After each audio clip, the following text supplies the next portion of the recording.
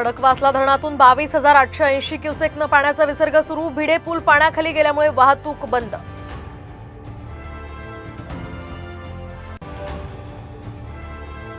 आज कोल्हापूर शहरासह करवीर आणि शिरोळ तालुक्यातल्या शाळा कॉलेजेसना सुट्टी। पूरपरिस्थितीमुळे जिल्हा प्रशासनाचा महत्त्वाचा निर्णय।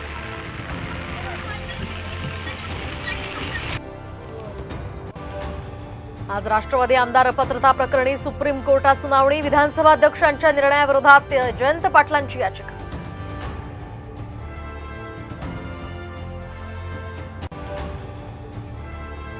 लासलगाव बाजार समितीमध्ये माथाडी कामगारांसह हमाल आणि मापाडी यांचं कामबंद आंदोलन। शेतीमालाच्या लिलावावर परिणाम होण्याची यामुळे शक्यता।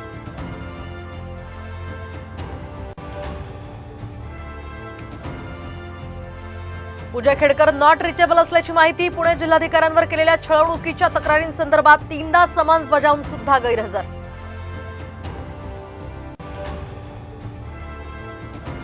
खारघरमधील ज्वेलर्सवर फिल्मी स्टाईल सशस्त्र दरोडा। दरोडेखोरांचा गोळीबार।